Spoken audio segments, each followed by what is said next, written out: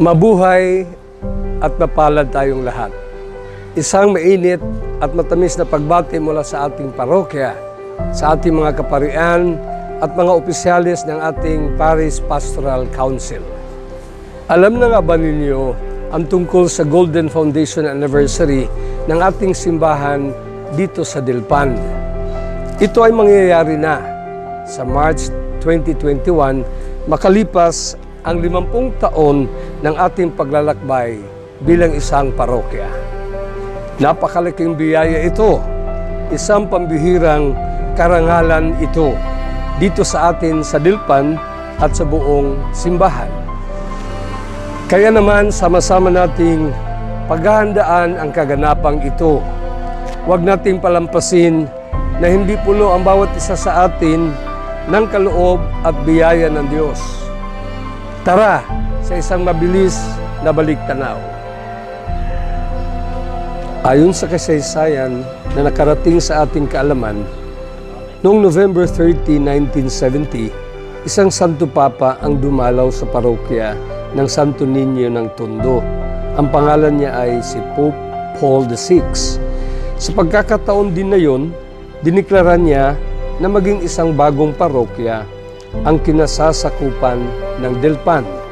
Yan ay ang Claro M. Recto Corner Asuncion Street, Moriones Corner Wagas Street, San Antonio 1 and 2, Barrio Fugoso, Los Viminda Village, Isla Puting Bato, Slip Zero, Mabuhay at North Harbor area.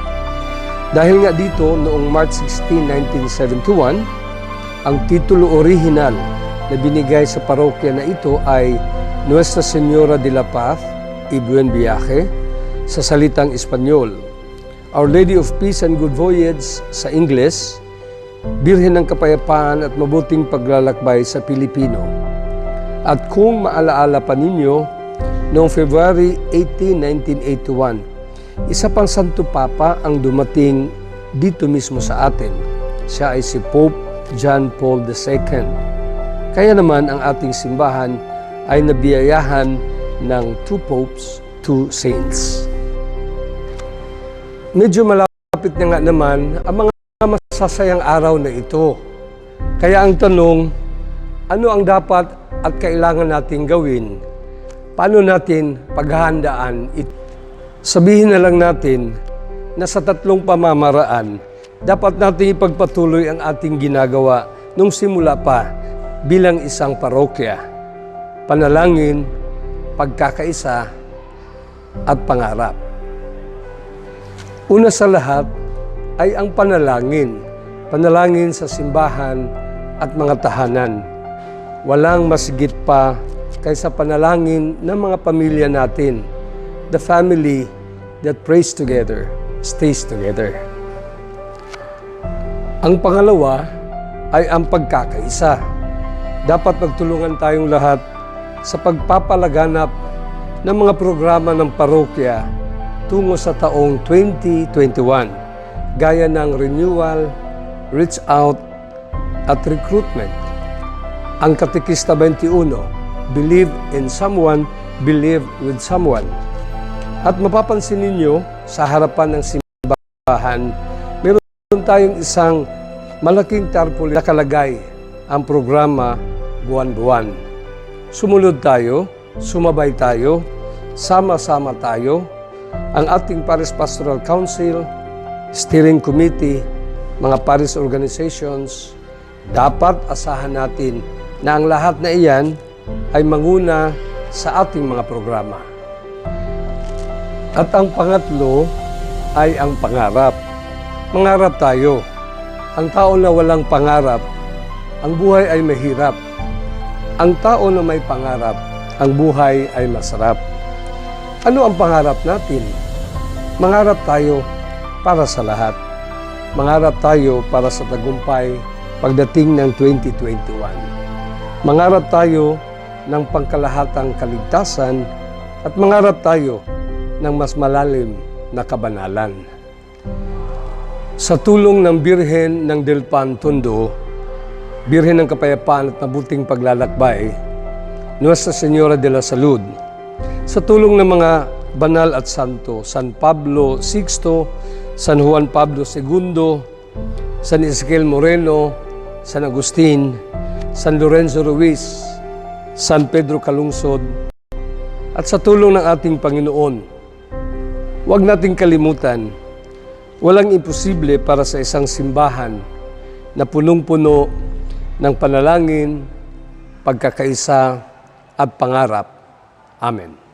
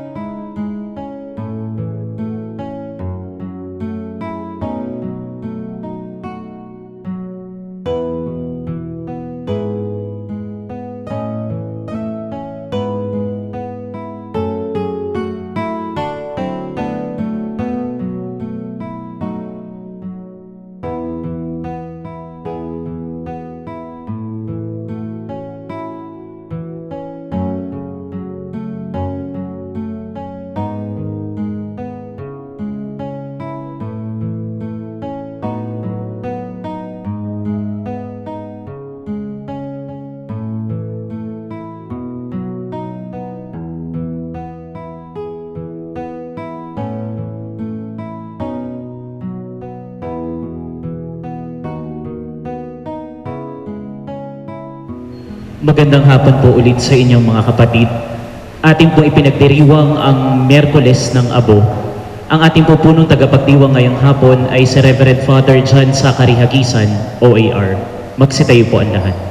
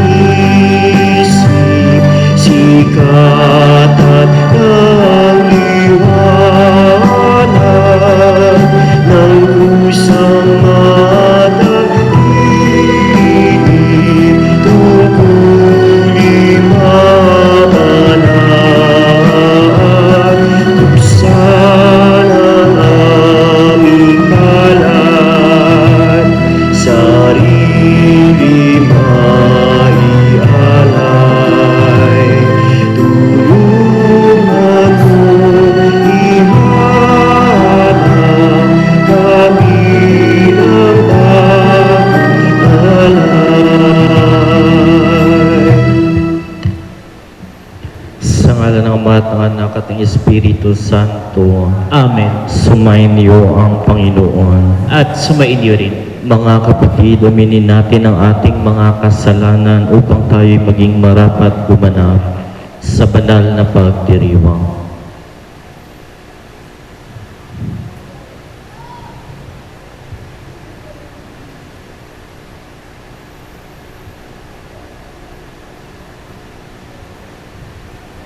Panginoon, kaawaan mo kami.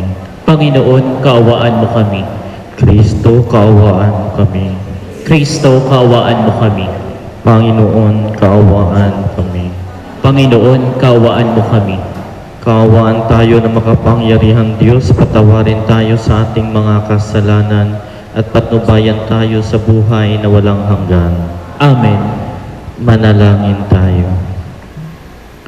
Ama naming makapangyarihan, ipagkaloob mo, masimulan namin ngayon sa banal na pagkukusang magtiis ng kagutuman, ang pakikipagtunggalian bilang mga kapanig ni Kristo sa aming pagsugpo sa mga salungat, sa pamumuhay sa Espiritu Santo. Pamumuhay sa Espiritu, maging aminawang sandata ang pagtitimpi sa sarili sa pamamagitan ni Jesucristo kasama ng Espiritu Santo magpasawalang hanggan. Amen. Magsiupo po ang lahat. Mahalagang panawagan at pagpapahayag ang isiniwalat ni Propetang si Joel. Marapat tayong magbalik sa Diyos sapagkat puno siya ng kabutihan at habag para sa atin. Pagbasa mula sa aklat ni Propeta Joel.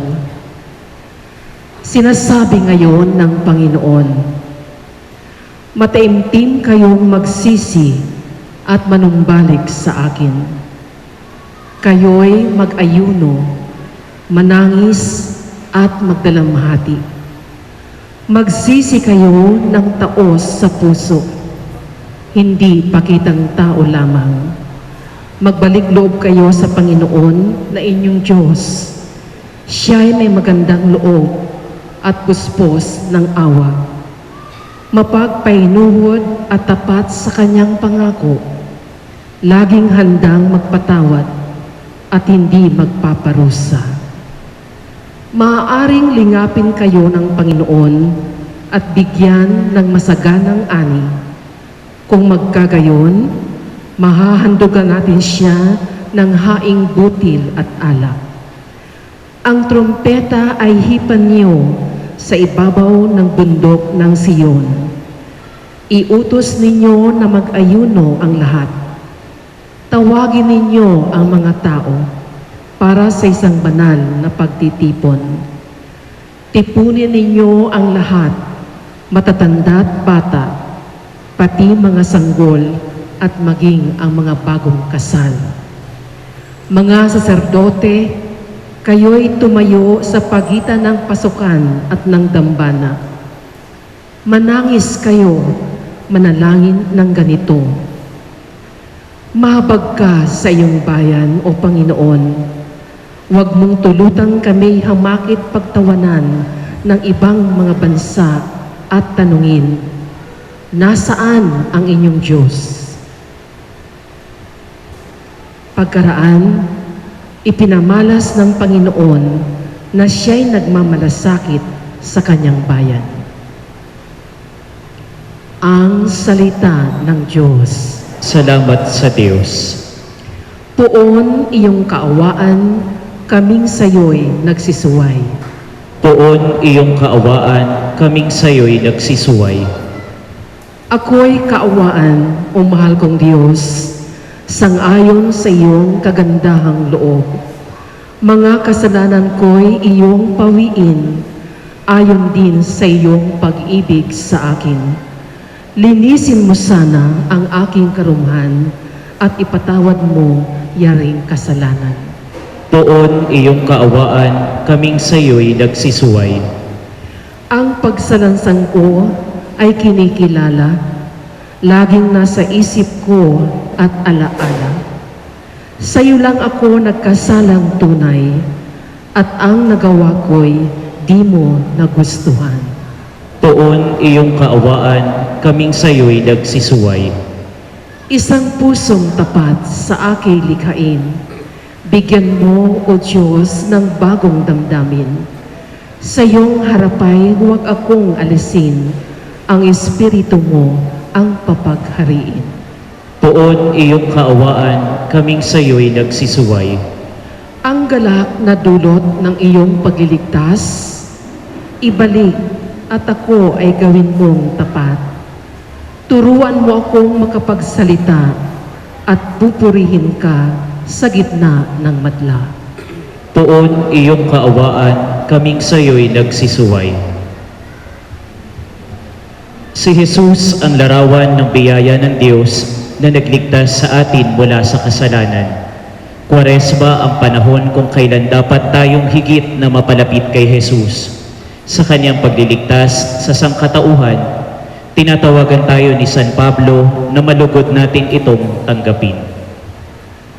Pagbasa mula sa ikalawang sulat ni Apostol San Pablo sa mga taga-Korinto. Mga kapatid, ako'y sugo ni Kristo. Parang ang Diyos na rin ang namamanhik sa inyo sa pamamagitan ko. Makipagkasundo kayo sa Diyos. Hindi nagkasala si Kristo, ngunit dahil sa atin, siya'y ibinilang na makasalanan upang makipag-isa tayo sa Kanya at mapabanal sa harapan ng Diyos sa pamamagitan niya. Yamang kami mga katulong sa gawain ng Diyos, ipinamamanhik namin sa inyo na huwag ninyong sayangin ang pagkakataong ibinibigay sa atin ng Diyos, sapagkat sinasabi niya, sa kaukulang panahon ay pinakinggan kita. Sa araw ng pagliligtas, sinaklolohan kita. Tingnan niyo, ngayon na ang panahong nararapat. Ngayon ang araw ng pagliligtas. Ang salita ng Diyos. Salamat sa Diyos. Magsitayo ang lahat.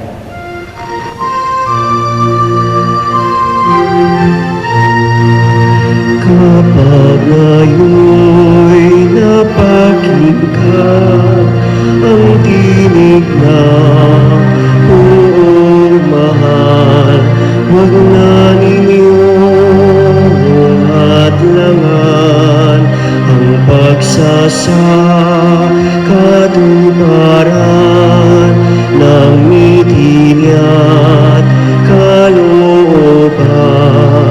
Halina't tayo'y magalay,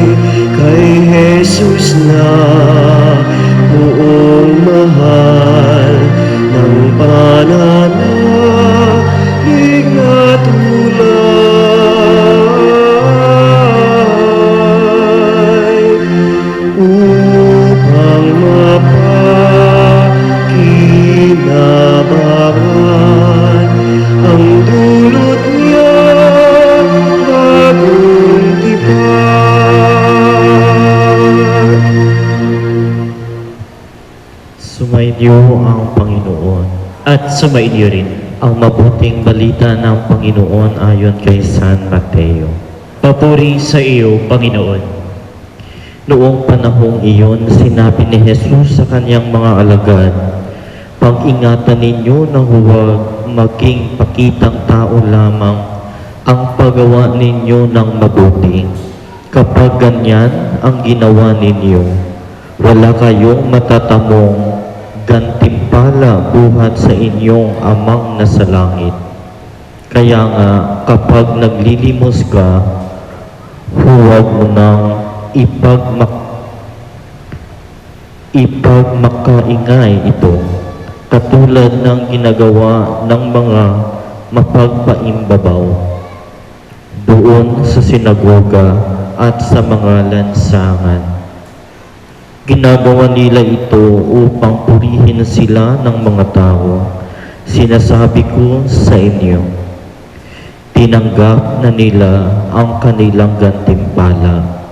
Ngunit kung naglilimos ka, huwag mo nang ipaalam ito kahit sa iyong pinakamatalik na kaibigan, upang malihim ang iyong paglilimos at gagantihin ka ng iyong amang nakakikita ng kabutihang ginagawa mo ng lihim.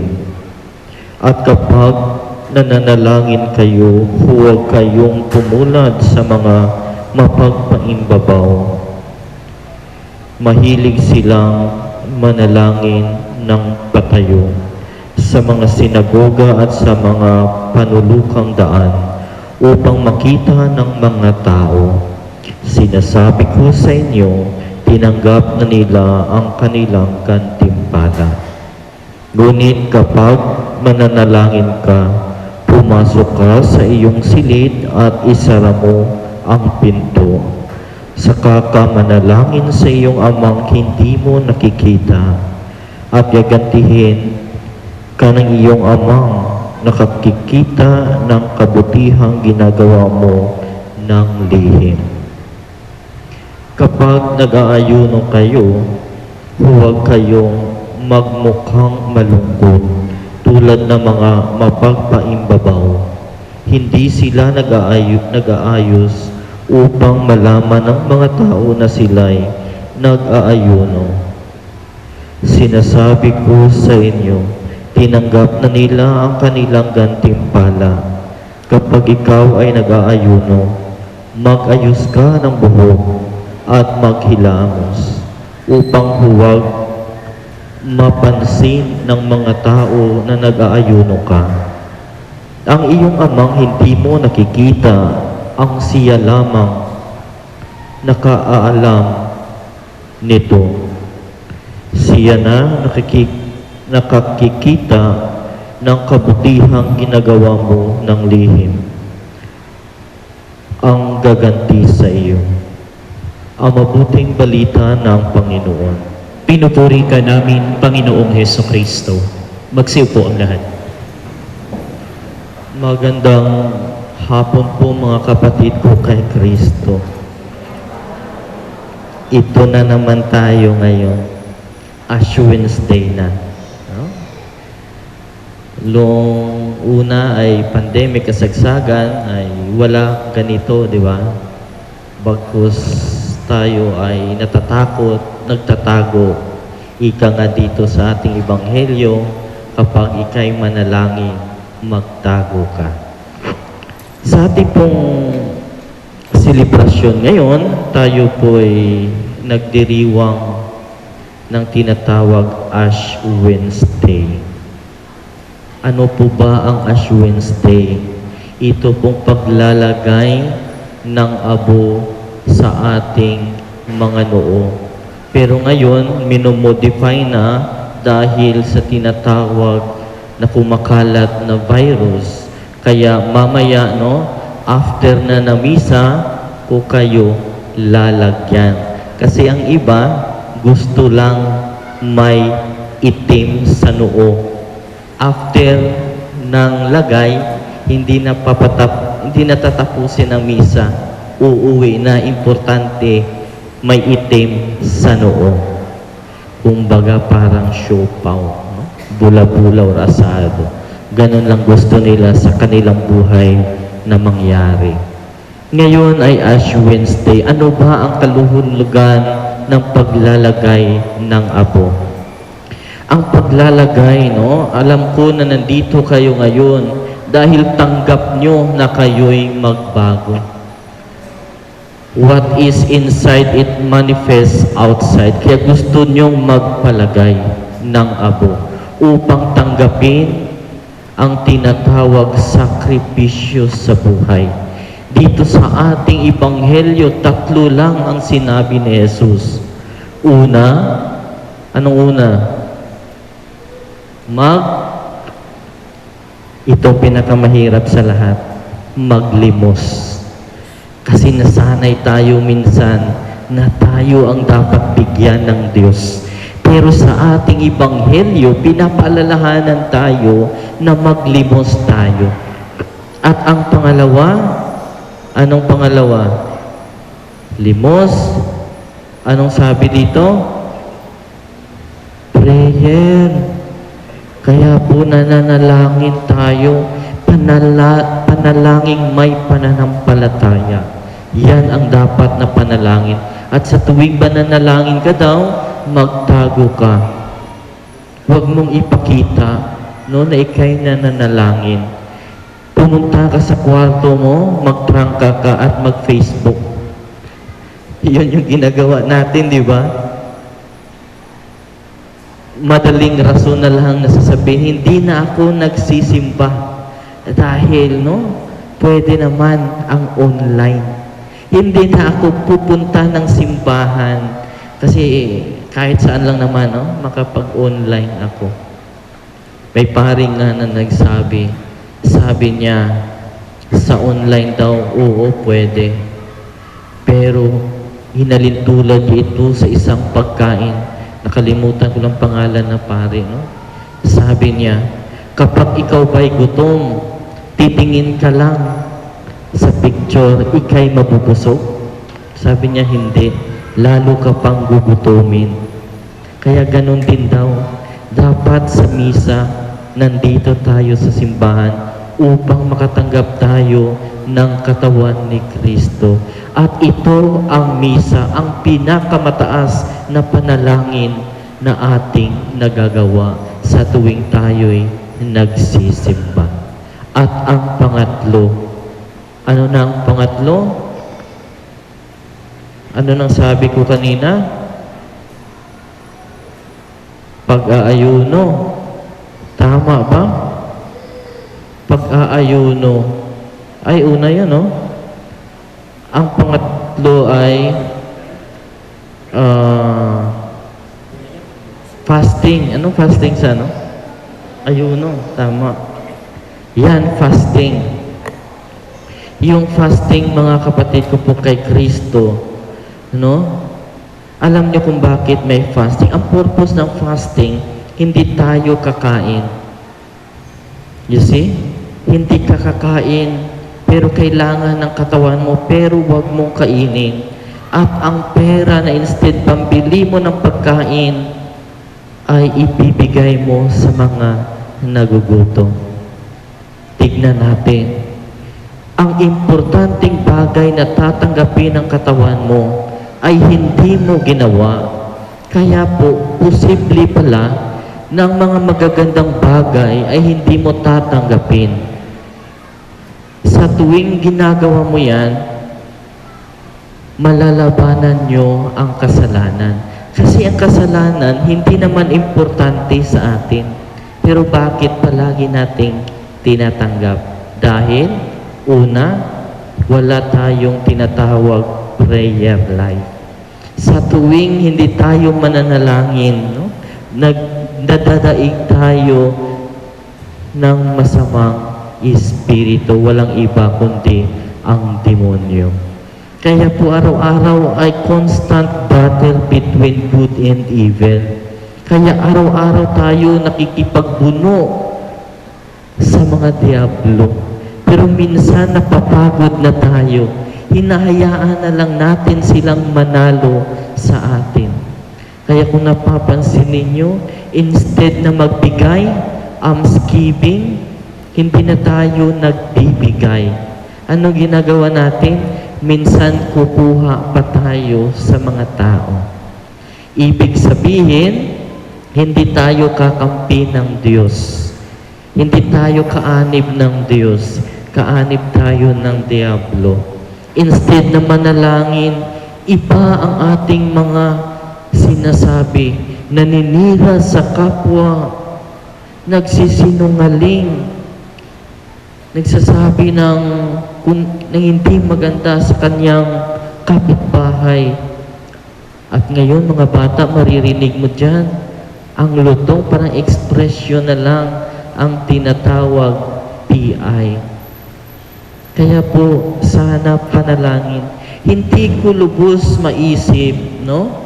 Kung bakit mabilis lang magsinungaling, mabilis lang manira, mabilis lang magchismis, mabilis lang mag-PI, pero nahihirapan tayong manalangin. Sa tuwing galit tayo, ano bang ginagawa natin? Gusto mo na patayin, kine-curse na natin ang tao, sinasabihan, mamatay ka sana. Alam niyo, ang cursing, hindi po yan maganda. Panalangin ng Diablo yan.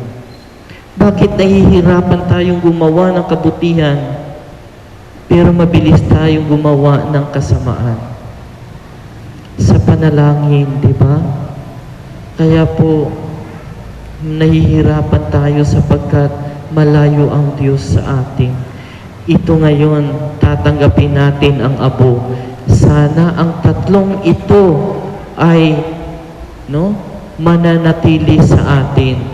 Ang pagbibigay, fasting, at saka yung prayer. Alam niyo, ang fasting hindi lang ito sa pagkain, kundi sa mga iba't ibang bagay na ginagawa natin na walang magawang mabuti sa ating kaluluwa. Halimbawa na lamang, sa inyong pamamahay, ano bang pinaka-importanteng ginagawa nyo doon? Especially yung mga hindi dapat gawin. Pagsisigaw, Pagsisigaw, nagmumura sa nanay, tatay, pagmumura sa kanyang asawa, pagsisinungaling, pangungupit. Yan, dapat dyan tayo mag-fast. Hindi natin yan itolerate. Kaya mga kapatid ko po kay Kristo, napakadali lang sabihin, fasting, prayer, and almsgiving. Pero mahirap gawin. Bagkus, dahil na-pampered na masyado ang ating sarili. Ayaw na natin, Ayaw na natin na nahihirapan tayo. Pagpasok nyo sa simbahan, di po ba? Ang unang tinignan, hindi ang cross, ang electric fan kung saan nakatuon. Tama, mali. Siguro mali, pero sometimes tama. Pag-upo, titignan kung sino ang katabi. Mabango ba to? Dalaga ba to? Yan. Dapat komportable. Tayo gusto na nating komportable. Since komportable na tayo sa pag-upo natin, pikit ng mata at matulog. Di ba? Ganon kapag nagtrabaho ang demonyo. Mabilis lang. Very simple lang. Wala nang gagawin. Papikitin lang mata mo. Mamaya-maya, tulog ka na. Mamaya-maya, tatanggap na ng cross, ipakita. Alam nyo, kung hindi natin gawin ito, magiging hipokrito din tayo, katulad sa ating ebanghelyo.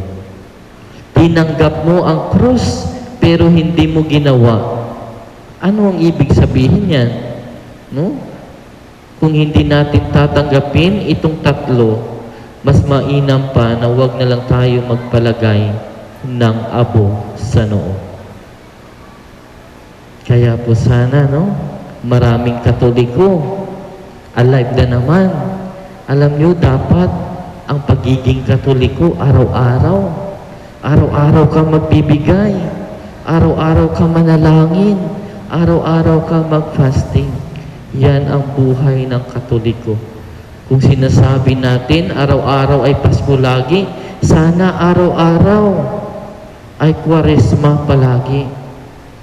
Dahil sa Pasko, bigayan lang, tanggap-tanggap, no? Pagmamahal, ganun din sana.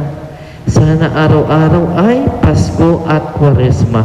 At yan hindi natin mapuputol sapagkat yun yung buhay ni Kristo nung kanyang kapanganakan at saka yung kanyang pagkamatay at muling pagkabuhay. Sana doon tayo naging Katoliko. Hindi lang tayo KPL, kasal, binyag, libing lang tayo makikita sa simbahan. More on external. Kapag may prosesyon, ang dami-daming tao. Pero kung napapansin ninyo, ano ba ang ginagawa ng mga tao? Nakipag-chismisan. Walang rosary, ang hawak cellphone. Di ba? Parang napakababaw ng ating pananampalataya, kaya tinutuligsa tayo. Sa tuwing tinutuligsa tayo, wala na tayong masabi dahil minsan tama sila. Diba? Nakikita pa ng ibang relihiyon. Kaya po sana, ang ating pananampalataya isa buhay natin. Huwag lang yung lagay ng lagay, posisyon, tapon ng tawel, ala ipahid. Minsan, no? Nakakapagod ang ganyan. Kaya po, nandito kaming mga kaparian. No? Sana nagpa-confess ako noon, nakalimutan ko rin. No? Magpa-confess sana ako. Anyway, no, after nito, baka may time pa, no, magpapa-confess ako. Upang isabuhay natin ang ating pananampalataya. Anong sabi ni Kristo? I do not wish the sinner to die, but to turn back to me and live. Ayokong mga makasalanan mamatay. Gusto ko magbagong buhay pa sila. Gusto kong buhay pa sila at magbagong buhay. Kaya sana, no, ganon. After nito, sabihin natin, magbagong buhay na po ako. Ayoko na ng buhay na punong-puno ng pagkakasala. Sana magbagong buhay na tayo. Bawat isa, ipanalangin natin. Huwag nating i-curse, huwag nating i-chismis, dapat suportaan natin. No? At ilapit, ang bawat isa ay ilapit sa Diyos. Please all stand.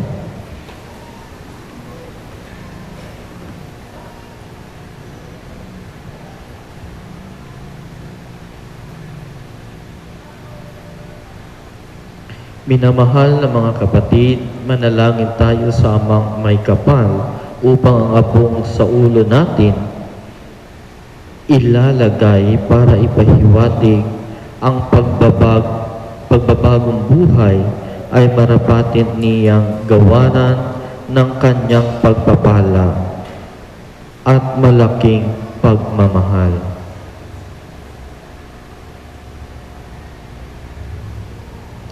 Ama naming mapagpatawad, kinupkup mo at itinatampok ang umaamin sa kasalanan at ikinalulugod mo ang nagbabagong buhay.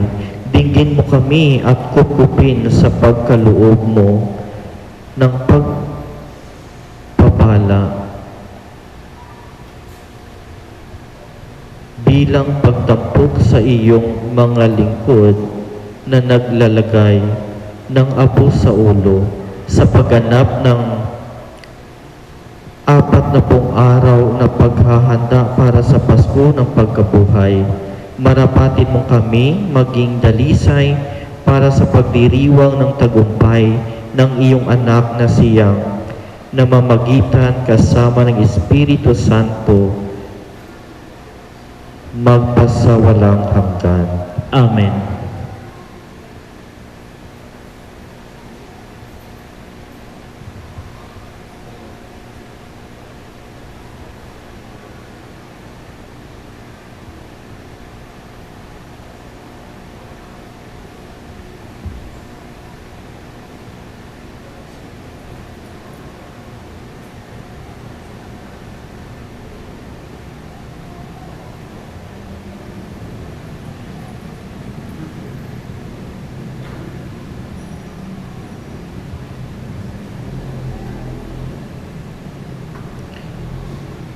pagpasok natin sa panahon ng Kwaresma, nianyayahan tayong tumugon sa Diyos na tumatawag sa atin upang magbalik sa Kanya ng buong puso. Ang ating itutugon, Panginoon, dinggin mo ang iyong bayan. Panginoon, dinggin mo ang iyong bayan. Bilang isang simbahan, makaisa nawa tayo, Kristo, sa kanyang pagpapakasakit sa pagpasok natin sa panahong ito ng Kwaresma. Manalangin tayo. Panginoon, dinggin mo ang iyong bayan. Madisiplina nawa natin ang ating mga sarili sa pamamagitan ng pag-aayuno at pagsasakripisyo. Manalangin tayo. Panginoon, dinggin mo ang iyong bayan. Imulat nawa natin ang ating mga mata sa mga kapatid nating lubos na nangangailangan sa pamamagitan ng pagkakawanggawa at taus-pusong paglilingkod. Manalangin tayo. Panginoon, dinggin mo ang iyong bayan. Maging masaya at mapayapa nawa sa piling ng Diyos ang mga kapatid nating yumao. Manalangin tayo. Panginoon, dinggin mo ang iyong bayan. Sa ilang sandali ng katahimikan, ating ipanalangin ang iba pang mga pangangailangan ng ating pamayanan, pati na rin ang ating pansariling kahilingan.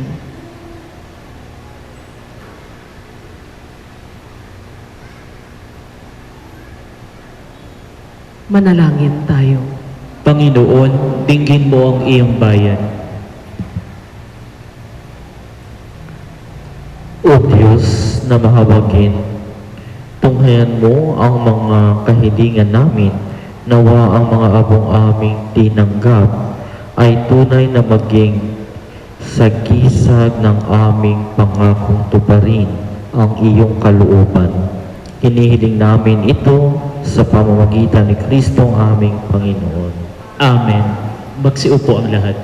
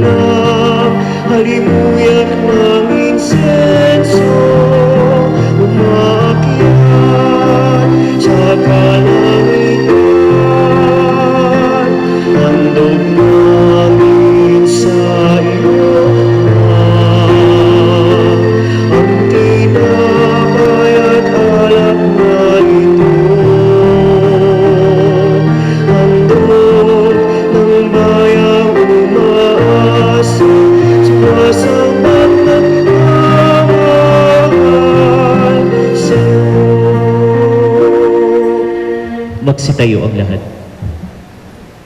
Manalangin kayo mga kapatid upang paghahain natin ay kalugdan ng Diyos amang makapangyarihan. Tanggapin nawa ng Panginoon itong paghahain sa iyong mga kamay sa kapurihan niya at karangalan sa ating kapakinabangan at sa buong sambayanan niyang banal. Minamahal na mga kapatid,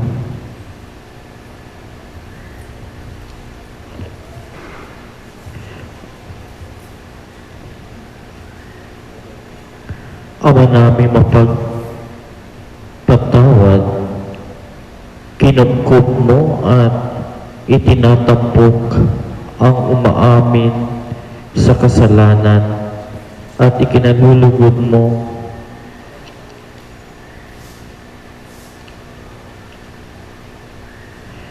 Ama naming lumikha, ginaganap namin ang paghahaing ito bilang maringal na pasimula sa 40 araw na paghahanda. Ang aming kusang pagtitiis at pagmamalasakit ay makapagpadalisay nawa sa aming masasamang hilig upang kami pagindapating makinabang sa iyong anak na para sa amin nagpakasakit bilang aming tagapamagitan kasama ng Espiritu Santo magpasawalang hanggan. Amen. Sumainyo ang Panginoon, At sumainyo rin. itaas sa Diyos sa inyong puso at diwa.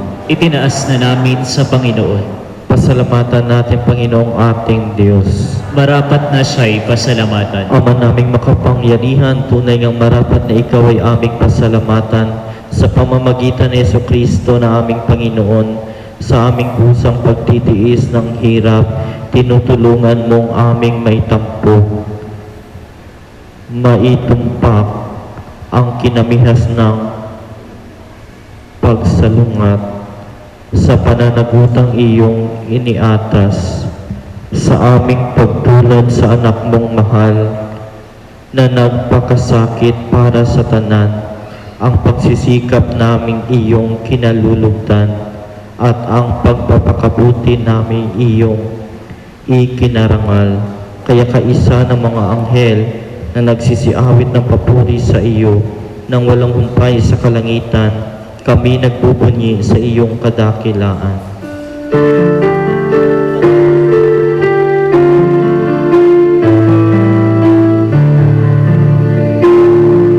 Santo, Santo, Santo,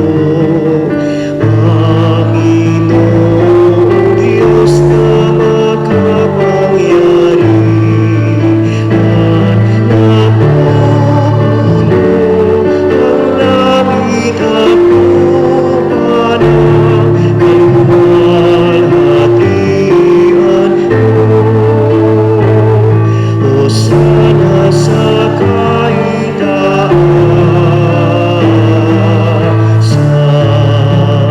pinagpalang naparirito sa ngalan ng Panginoon. Hosana sa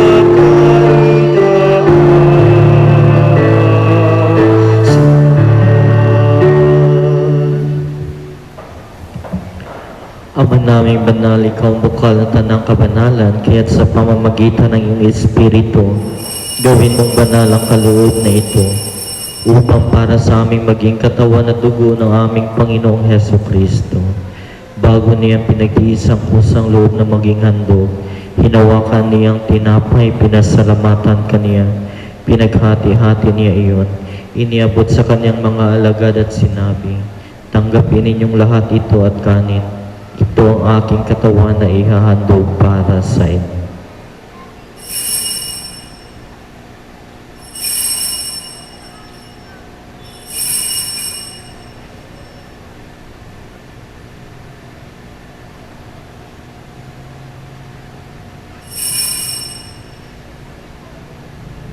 Gayon din naman nung matapos ang hapunan, hinawakan niya ang kalis, muli kaniyang pinasalamatan.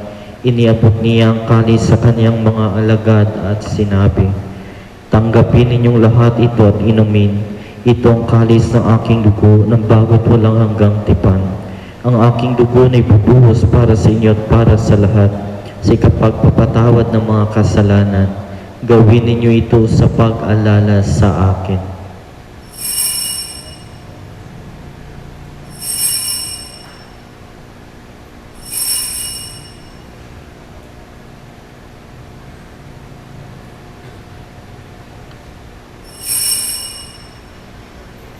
Ang misteryo ng pananampalataya.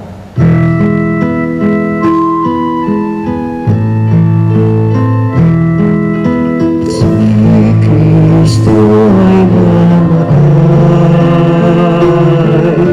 si Kristo ay nabuhay,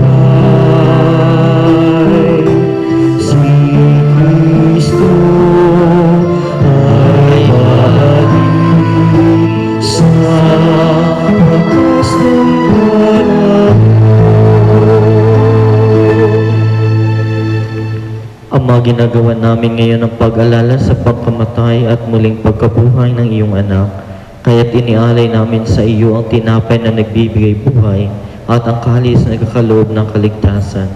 Kami nagpapasalamat dahil kami yung minarapat na tumayo sa harap mo para maglingkod sa iyo. Isinasamo namin kami magsalo-salo sa katawan at dugo ni Kristo ay mabuklod sa pagkakaisa sa pamamagitan ng Espiritu Santo. Ama, lingapin mo ang iyong simbahan laganap sa buong daigdig. Puspusin mo kami sa pag-ibig kay isa ni Francisco na aming Papa at ni Broderick na aming Obispo at ng Tanang Kaparian. Alalahanin mo rin ang mga kapatid naming nahimlay na may pag-asa sila ay muling mabubuhay. Gayon din ang lahat ng mga pumanaw. Kaawaan mo sila at patuloyin sa iyong kaliwanagan. Kaawaan mo at pagindapatin kaming lahat na magkasalo sa iyong buhay na walang wakas. Kaisa na mahal na Birhen Maria na ina ng Diyos, ng kabiyak na puso niyang si San Jose. Kaisa ng mga apostol at ng lahat ng mga banal na namuhay dito sa daigdig na kalugod-lugod sa iyo. Maipagdiwang nawa namin ang pagpupuri sa ikararangal mo sa pamamagitan ng iyong anak na aming Panginoong Heso Kristo. Sa pamamagitan ni Kristo kasama niya at sa kanyang lahat ng parangal at papuri ay sa iyo, Diyos amang makapangyarihan kasama ng Espiritu Santo, magpasawalang hanggan. Amen. Magsitayo ang lahat. Sa tagupili naman nakagagaling na utos at turo ni Jesus sa Panginoon natin at Diyos, ipahayag natin ang lakas loob.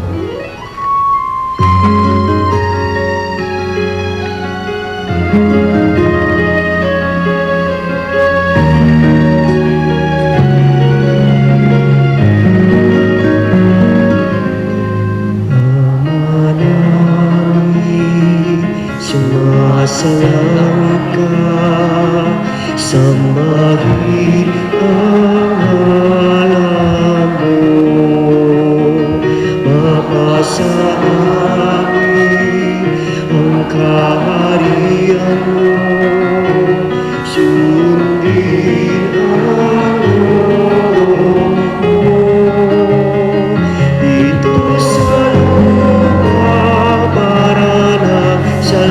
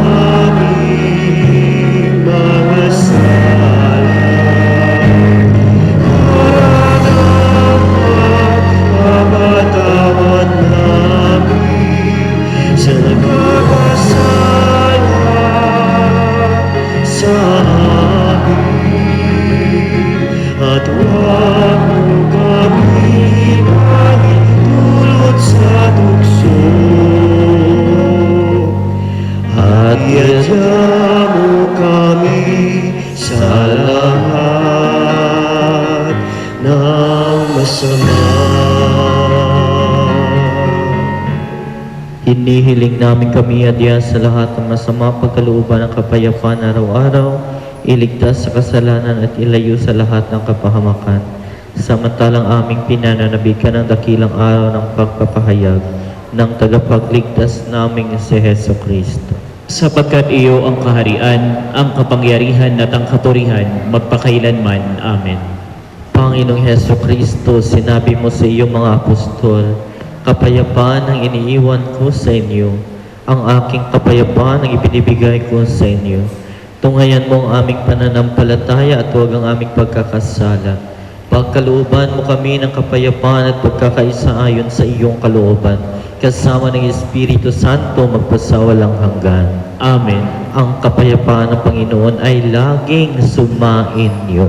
At sumain niyo rin. Magbigayan kayo ng kapayapaan sa isa't isa.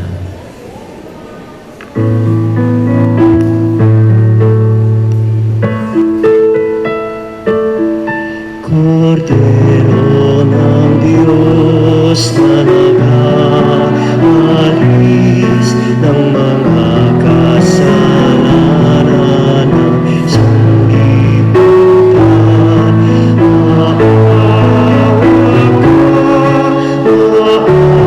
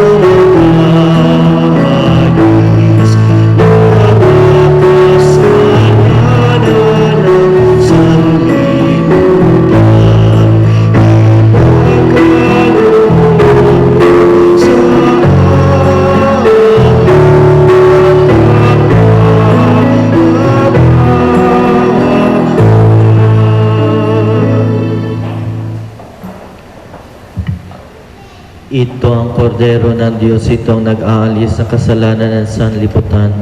Mapalad ang mga inanyayahan sa kaniyang piging. Panginoon, hindi ako karapat-dapat na magpatuloy sa iyo, ngunit sa isang salita mo lamang ay gagaling na ako. Ang katawan ni Kristo. Amen.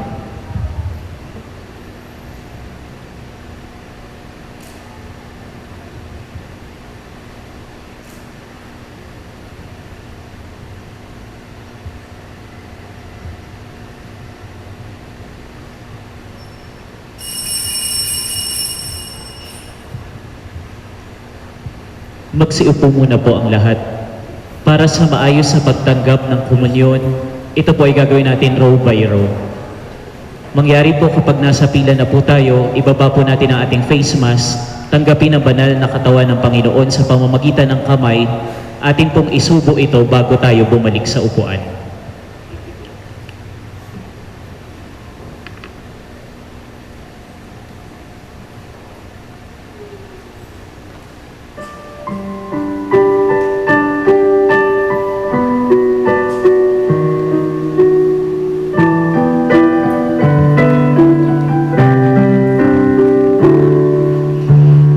Pag-ibig siyang pukaw sa ating puso at kaluluwa, ang siyang naglulot sa ating buhay ng gintong aral at pag-asa.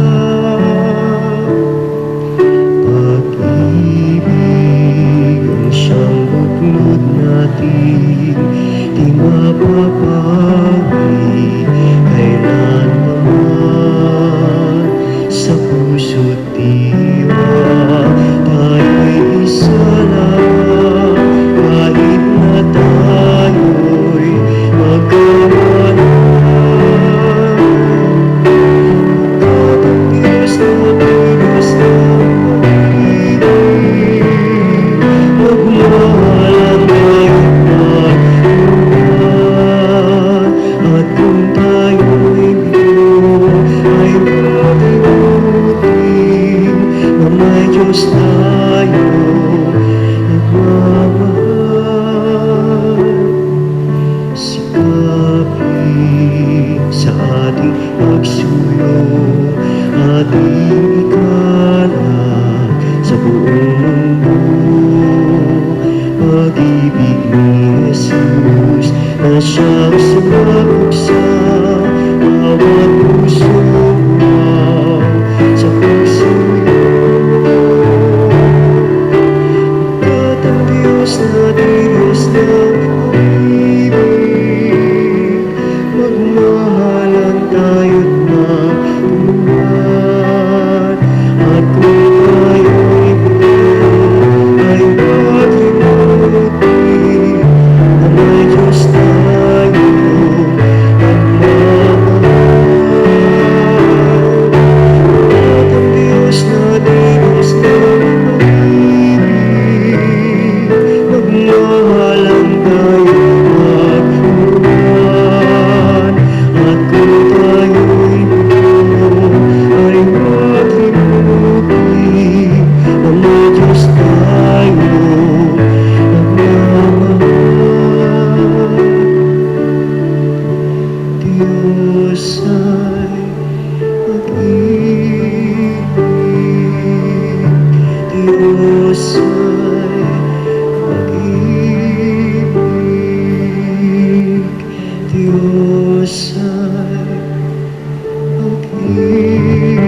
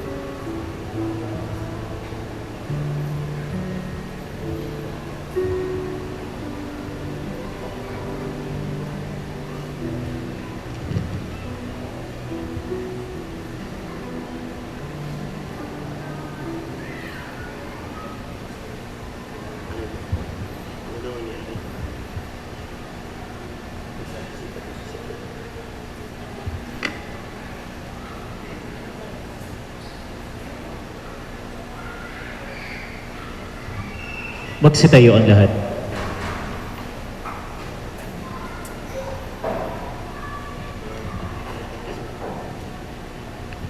Manalangin tayo. Ama naming mapagmahal, ang pinagsaluhan namin ay amin nawang pakinabangan sa pagkakamit ng dulot ng kagalingan ng kagutumang pusa naming pinagtitiisan at iyong kinalulugdan sa pamamagitan ng Jesucristo kasama ng Espiritu Santo magpasawalang hanggan. Amen. Magsiupo muna po ang lahat para sa ilang paalala. Ang araw po na ito ayon sa tradisyon ng ating simbahang Katoliko ay araw ng ayuno at abstinensya o fasting and abstinence. Ang susunod na misa po natin ay 6:30 na po ng gabi. Ang sakramento ng kumpisal ay panawagan din ng simbahan sa panahon ng Kwaresma bago ang Semana Santa. Ang oras ng kumpisal sa umaga ay alas 9 ng umaga at sa hapon naman ay alas 3 ng hapon. Sa darating na March 16, ating pong ipagdiriwang ika-50 taong pagkakatatag ng ating simbahan, bagamat ipagdiriwang po natin ito ng March 19, kaalinsabay ng kapistahan ni San Jose. Para sa mga iba pang mga schedule, tignan po natin ang tarpaulin na nasa harapan ng ating simbahan. Muli, panoorin po natin ngayon ang video katesismo tungkol sa Miyerkules ng Abo, hatid sa atin ng Katekista 21.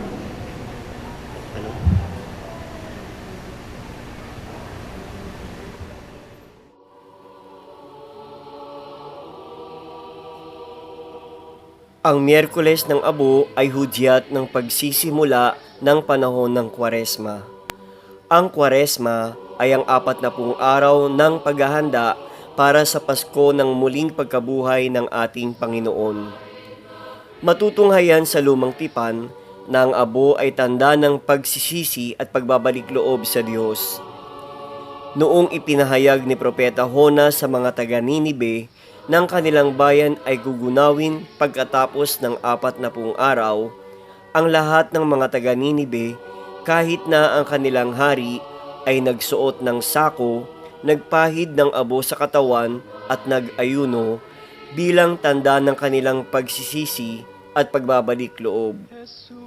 Dahil dito, hindi na itinuloy ng Diyos ang kanyang plano na gunawin ang bayan ng Ninibe. Sa pagdiriwang ng banal na misa sa araw ng Miyerkules ng Abo, gagawin ang pagbabasbas at ang pagpapahid ng abo. Sa pagpapahid ng abo ay sinasambit ng pari ang talatang ito. Magbagong buhay ka at sa mabuting balita sumampalataya. O kaya, alalahanin mong abo ang iyong pinanggalingan at abo rin sa wakas ang iyong babalikan. Ang mga talatang ito ay nagpapaalala sa atin ng dalawang bagay. Una, kinakailangan nating makipagkasundo sa Diyos at baguhin ang ating nakagawiang buhay at tuluyang talikuran ng ating mga kasalanan. Tinatawagan tayo ng Panginoon na magbagong buhay at magbalik loob sa Kanya. Ang Diyos ay punong-puno ng awa at habag. Ikalawa, ang buhay ng tao ay sadyang panandalian lamang, mula sa abo pabalik sa abo.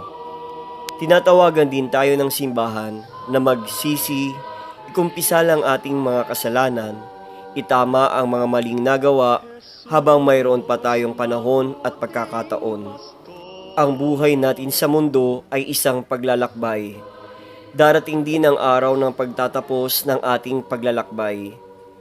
Kasama tayong namatay ni Kristo sa ating mga pagkakasala at sa paghahanda natin ng ating sarili sa panahong ito ng Kwaresma, naway makasama rin tayo ni Kristo sa kanyang muling pagkabuhay.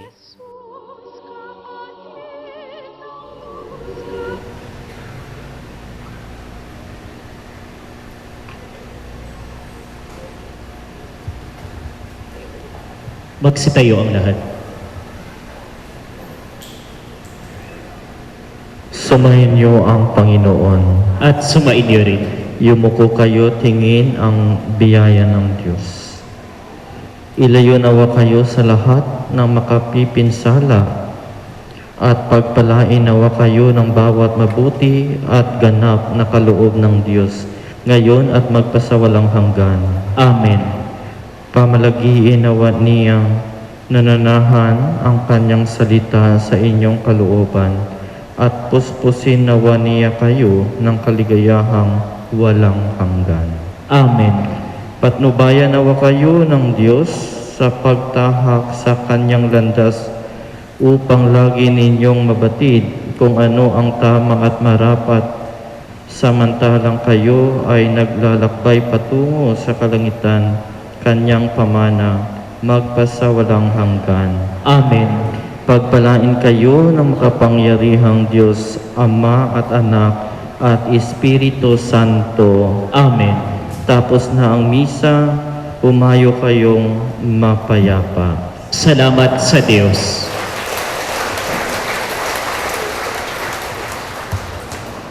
Magbagong buhay ka at sa mabuting balita sumampalataya.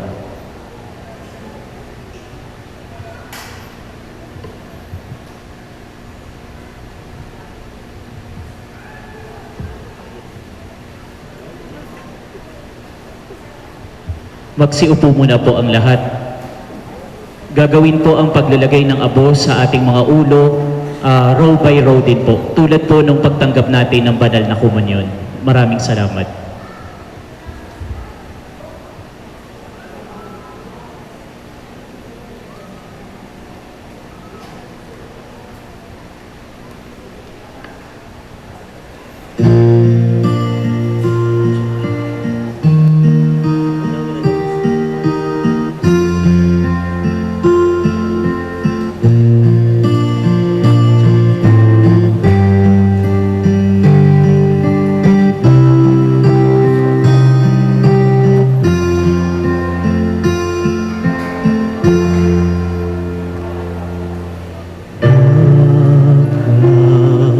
Sa luha, magbabalik ng pusa ang buhay mo sa lupa ng ulan.